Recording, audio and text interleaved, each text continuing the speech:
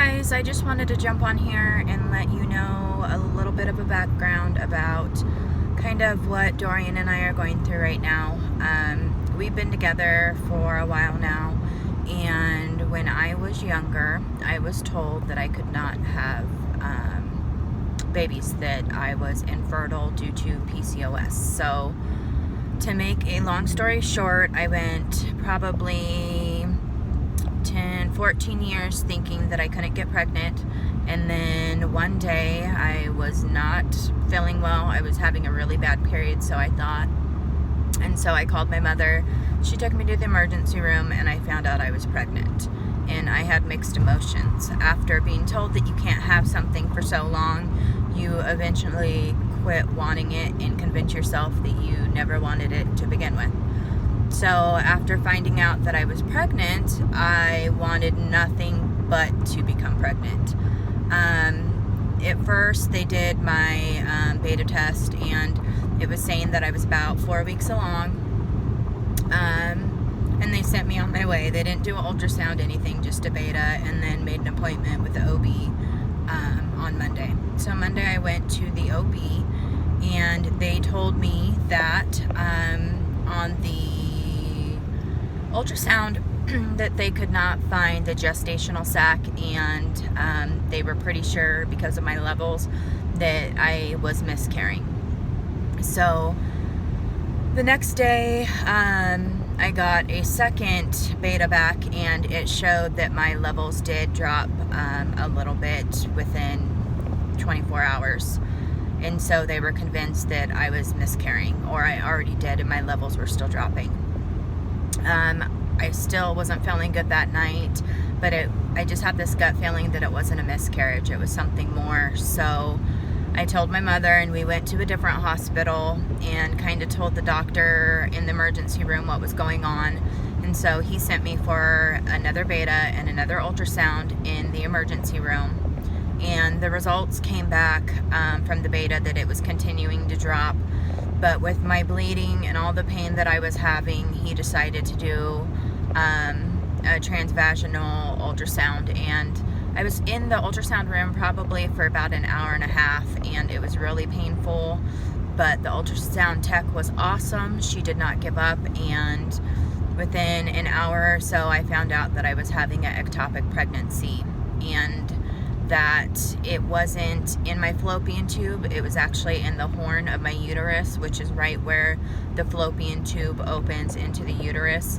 If it would have been like a millimeter or two down further, it would have been a viable pregnancy. So after talking to the emergency on-call OB, she advised me to do surgery. But there was a risk when going in that she would have to take my fallopian tubes, and with me not conceiving or having any children, I decided not to opt for the surgery since it hadn't ruptured, and to do the methotrexate injections. So I got 2 milliliters injected every other day into my hips, and then on the off days for like 14 days, every other day I would do a pill to counteract all the the good cells that the methotrexate was going to kill as well. So as time went on, a couple months passed, my HCG was still dropping, but not as quick as they'd like. So I went in for another ultrasound because I told the doctor something still wasn't right, and she pretty much told me I was crazy, and that it was probably just a pulled muscle or muscle spasm. So she gave me a prescription for a muscle relaxer and sent me on my way. A couple days later, I called her back and told her that it was not effective in helping with the symptoms that I was feeling, and so she made me an appointment with a reproductive oncologist. And so I found out on May 17th that I was pregnant, and I finally got into the doctor, the oncologist, August 22nd, I believe. So it was quite a few months later. And when talking with her, she asked if they ever went in and did exploratory surgery to figure out why I was still having problems rather than relying on ultrasounds, and sometimes things don't show up. And I told her that they hadn't, so she decided in 2 days, once she did all the blood work to make sure that I was safe for it, that she was going to do a laparoscopic procedure to see what was going on. So she told my parents, who were there with me at the time, that depending on how the surgery went, she might call mid-surgery to let them know if she found anything that was questionable, and or I might just come out of surgery and she would give them an update afterwards. So it was about, I don't know, 45 minutes into the surgery, my parents got the phone call in the waiting room that when she was in my fallopian tubes to see what was going on, she found that the pregnancy was still viable and that it had continued to grow up until roughly the beginning of August, and that's why my HCGs never really dropped. They just kind of remained the same. And so at that time, she took out the embryo and also cleaned out my fallopian tubes because I had a significant block on the right side, and that's also where the ectopic was. And then after cleaning it out, she also changed the opening to the fallopian tube, so if I chose to continue to try to conceive in the future, that I would have some type of chance on that side to possibly conceive without losing my fallopian tube. And so that brings me to a couple years back, about 3 years ago. I wasn't feeling good again, so I went to the emergency room, told the doctor what was going on. She excuse me, asked if there was any way I could be pregnant. I told her no. She agreed with me, but she did a blood test just to be sure, and it came back very, very, very early stages of pregnancy. And she apologized to me for not believing that something was going on. And so for the next, I don't know, 2 weeks, I had to get betas again, and they were continuing to drop. So it was an early miscarriage before I even had any symptoms. And then, so that brings me to today. So now I am in a happy, committed relationship, and we are looking to conceive. We have been trying to conceive for just under a year on our own, tracking ovulation, paying attention to cycle dates, taking natural supplements to help us, and no luck. So I went on March 8th to a fertility clinic in the Phoenix area, because I live in Arizona, and met with a reproductive endocrinologist and went over my history, and he believes that I am a great candidate for IVF.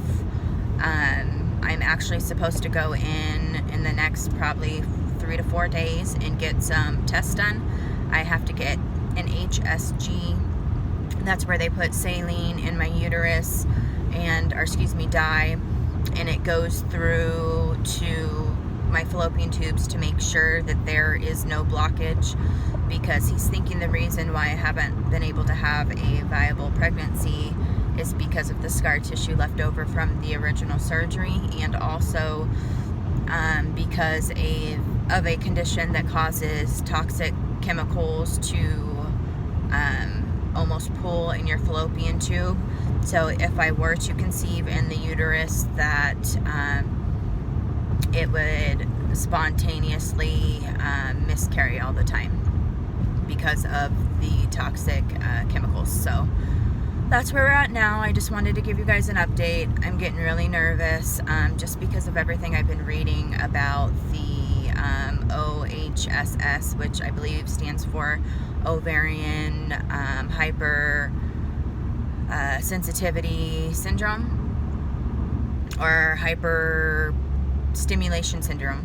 Anyways, and it's pretty common with people with PCOS. If giving certain hormones, sometimes they overreact to it, and it causes a lot of edema to pool in the follicles after egg retrieval. And there's 3 different, there's mild, moderate, and severe. So I've been trying to do all the research I can to make sure that the egg retrieval is successful, but I'm not sure what my timeline is right now. I go in either after this time to go in and get my ovarian reserve test and then the HSG ultrasound. I'll be starting probably May 3rd or 11th because they only start 2 weeks out of the month. So just wanted to give you guys an update and let you know that this is something very near and dear to me. I'm having a lot of mixed feelings. I'm just afraid to go through a loss of a pregnancy for the third time. The first time with the ectopic, I was pretty messed up.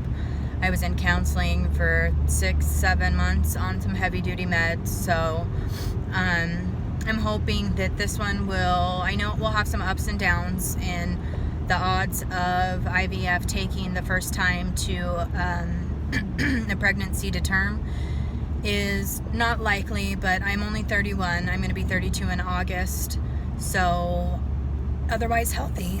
Excuse me. I'm hopeful. I'm optimistic but realistic at the same time. So I look forward to sharing with you guys my journey and my husband's journey with me, and I will have videos with him as well in them. So have a good day.